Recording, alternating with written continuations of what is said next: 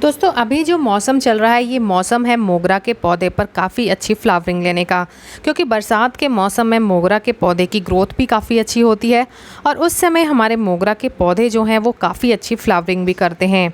पर उसके साथ साथ हमें मोगरा के पौधों में कुछ ऐसे फर्टिलाइज़र्स भी डालने हैं जिनका इस्तेमाल करके हमारे मोगरा के पौधे पर काफ़ी अच्छा रिज़ल्ट देखने को मिलता है।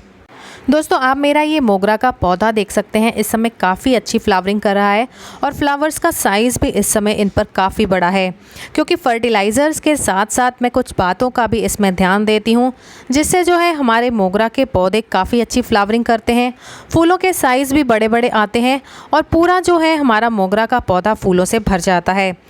क्योंकि दोस्तों फर्टिलाइज़र्स डालने से ही हमारे पौधे पर फूल नहीं आ जाते हैं, कुछ ऐसी बातें भी होती हैं जिनका हमें अपने पौधों में ध्यान देना होता है, तभी जो है हमारे पौधों की अच्छी ग्रोथ होती है और हमारे जो पौधे हैं उन पर फ्लावरिंग भी काफ़ी अच्छे होने लग जाती है।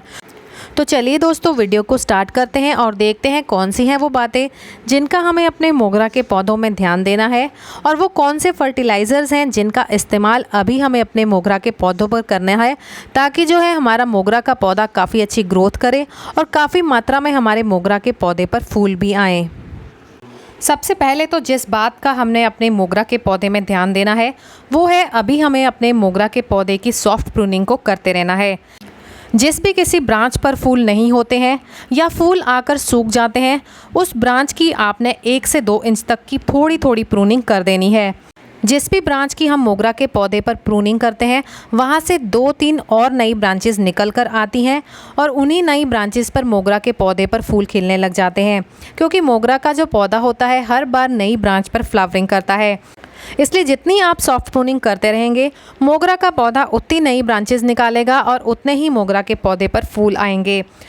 और अगर आपके मोगरा के पौधे पर फूल भी नहीं आ रहे हैं और ब्रांचेस भी काफ़ी ज़्यादा लंबी लंबी हैं, तो इस समय आप अपने मोगरा के पौधे की हार्ड प्रूनिंग भी कर सकते हैं।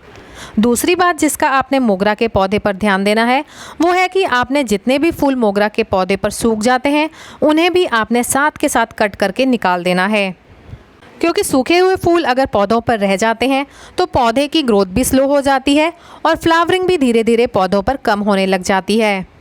और तीसरी बात जिसका आपने मोगरा के पौधे में ध्यान देना है वो ये है कि गमले की आपने साफ़ सफाई रखनी है। कोई भी सूखी हुई पत्तियां या सूखे हुए फूल गमले में गिरते रहते हैं तो उन्हें आपने साथ के साथ हटा देना है, क्योंकि बरसात का जो मौसम होता है उसमें फंगस काफ़ी जल्दी लगने लग जाती है। अगर इस तरह की पत्तियां या सूखे हुए फूल हम गमले में ही रहने देते हैं तो हमारे गमलों में फंगस की प्रॉब्लम आने लग जाती है। और उसके अलावा अगर आपके मोगरा के पौधे पर कोई भी सूखी हुई ब्रांचेस नज़र आती हैं तो उन्हें भी आप साथ के साथ कट करके हटाते रहें, क्योंकि इस तरह की ब्रांचेस भी अगर हमारे पौधों पर रहती हैं तो हमारे पौधों की ग्रोथ पर उसका काफ़ी असर पड़ता है। और चौथी बात जो कि काफ़ी ज़्यादा इम्पॉर्टेंट है वो ये है कि आपने हर 15 दिन में एक बार अपने मोगरा के पौधे की हल्की हल्की गुड़ाई करते रहना है। गुड़ाई करने के बहुत सारे फ़ायदे होते हैं। एक तो हमारे पौधों में एयरेशन अच्छी होती है, नीचे वाली मिट्टी ऊपर आ जाती है, उसे भी अच्छी हवा लग जाती है और हमारे पौधों में अगर फंगस की प्रॉब्लम भी आ रही होती है तो वो भी गुड़ाई करने से ख़त्म हो जाती है। और उसके साथ साथ जो भी हेल्दी बैक्टीरिया हमारे गमलों में होते हैं गुड़ाई करने से उनकी भी सक्रियता बढ़ जाती है और उनकी वजह से हमारे पौधों को अच्छे से न्यूट्रिशन मिलने लग जाता है और हमारे पौधों की ग्रोथ भी काफ़ी तेज़ी से होने लग जाती है। और पांचवी बात जिसका आपने मोगरा के पौधे में ध्यान देना है वो ये है कि मोगरा का जो पौधा होता है पूरी धूप का पौधा होता है, इसलिए जितनी अच्छी सनलाइट मोगरा के पौधे को मिलती है मोगरा का पौधा उतनी अच्छी ग्रोथ भी करता है और फ्लावरिंग भी काफ़ी अच्छे से करने लग जाता है। और 6वीं बात जिसका आपने मोगरा के पौधे पर ध्यान देना है वो है पेस्ट कंट्रोल। वैसे तो मोगरा का पौधा काफ़ी हार्डी प्लांट होता है, पेस्ट इतनी आसानी से मोगरा के पौधे पर अटैक नहीं करते हैं, पर फिर भी अगर आपको कहीं से मोगरा के पौधे के पत्ते कटे फटे से नज़र आते हैं या मुड़े मुड़े से नज़र आते हैं तो आप अपने पौधे पर हर 15 दिन में एक बार नीम ऑयल का स्प्रे कर सकते हैं। आपने 1 लीटर पानी में 1 चम्मच नीम ऑयल का मिलाना है और उसका स्प्रे आपको अपने मोगरा के पौधे पर करना है। और अगर आपके पास नीम ऑयल नहीं है तो आप 1/4 चम्मच बेकिंग सोडा का लेकर उसे 1 लीटर पानी में डिज़ोल्व करके अगर आप मोगरा के पौधे पर उसकी स्प्रे करते हैं तब भी जो है आपके मोगरा के पौधे पर पेस्ट अटैक नहीं होगा।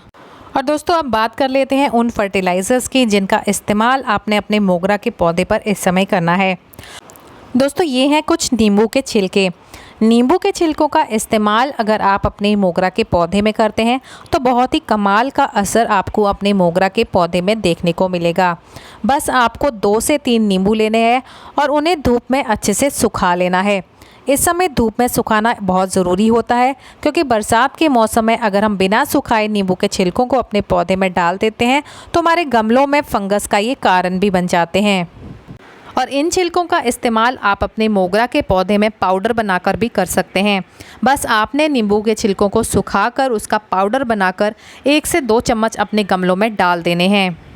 इस तरह से आपने 2 से 3 नींबू के छिलकों को अच्छे से धूप में सुखा लेना है। उसके बाद आपने इन्हें गमलों की मिट्टी में डाल देना है। नींबू के छिलकों का इस्तेमाल करने के बहुत सारे बेनिफिट्स हमारे मोगरा के पौधे को मिलते हैं।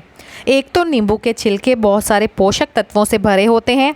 इसमें नाइट्रोजन, पोटाशियम और फॉस्फोरस और उसके साथ साथ कैल्शियम की भी अच्छी मात्रा पाई जाती है, जिससे जो है हमारे मोगरा के पौधे की ग्रोथ भी काफ़ी अच्छी होती है और फ्लावरिंग भी हमारे पौधे पर अच्छी देखने को मिलती है। उसके साथ साथ नींबू के जो छिलके होते हैं वो एक काफ़ी अच्छे कीटनाशक की तरह काम करते हैं।